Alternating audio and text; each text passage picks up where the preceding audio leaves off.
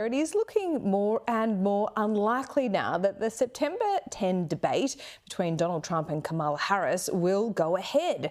The Republican presidential candidate took to his Truth Social platform to accuse ABC News, the network hosting the debate, of being biased in favour of Harris. Joining me live is former White House Chief of Staff and now Bondi Partners consultant Mick Mulvaney. Mick, great to see you. Look, I would say that the rules have changed on Donald Trump, and he says the rules should be the same as the first one.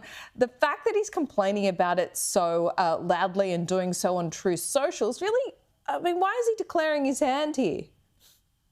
He's not. He's playing a game. He's sort of taunting the other side. Look, we are all the way down at the schoolyard level right now, Laura. So in the last couple of hours, we've heard stories out now that the Harris team wants to make sure that the microphones are turned on all of the time. Keep in mind, back when in that debate with Joe Biden 6 or 8 weeks ago, now the microphones very famously were turned off when the candidate's time expired. Now the Harris team wants those turned on. The Trump team still wants them to be turned off. The Trump team also responded by saying, oh, and by the way, the Kamala Harris team asked that we do this sitting down instead of standing up. So that's literally the things that we're fighting about right now, which I think leads me to the same conclusion that you opened with, which is I don't think we're going to see one. There's still a chance, but I think it's more likely than not that we don't have any presidential debates. No way. So, I mean, but what does that, I mean, does Trump just not care and his team just not care? They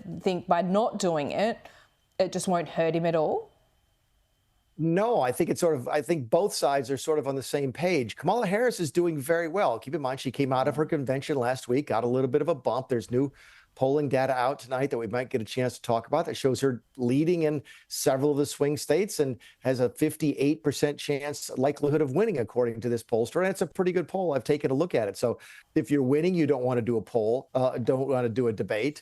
I'm not sure Trump wants to do a debate because I think he sees this as more of a turnout election. He's not trying to influence any undecided voters to the extent there are any at this time. So look, it's been a bizarre election cycle. How many times have we talked about it? We've never seen anything like this. And we may well go into November without having a single presidential debate. Yeah, that's quite extraordinary, isn't it? And in this day and age, at the end of 2024, the debates don't matter so much because, my caveat is this, because very few people will watch the entire thing, but what millions of people will watch is any viral moments or mistakes that come out of those debates. So I don't think either leader would mind if they didn't go ahead, but both of them want to present it as if it's out of their hands and the other guy or other woman is making the decision. I find that really interesting. The other thing I find really interesting is Robert Kennedy Jr.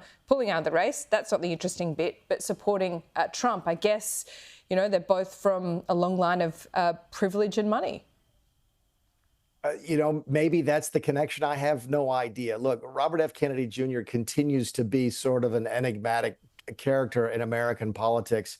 When he announced this week that he was going to drop out of the race and endorse Donald Trump, he also commented that, oh, and by the way, Donald Trump had offered him the vice president slot in exchange for doing that, even hinting that that meant today and not 6 weeks ago before J.D. Vance was the vice presidential candidate for the Republican Party. So it just continues to get more and more bizarre. The bottom line is this. The Trump team seems to believe that the Kennedy team was hurting Trump more than it was hurting Harris. And the Kennedy team seems to agree with that. They seem to have come to the conclusion that they were actually going to help Kamala Harris, and they're not interested in doing that.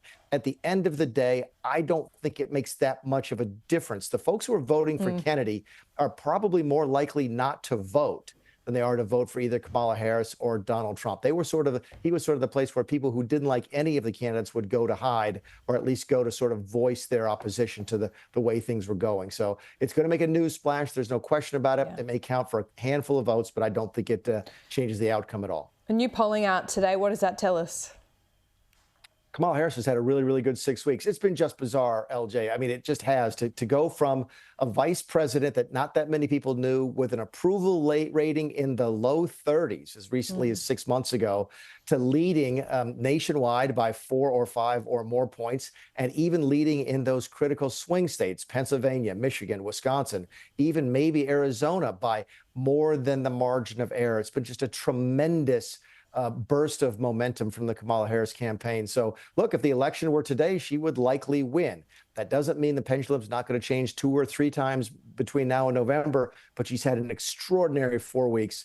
Right now, the election is hers to lose.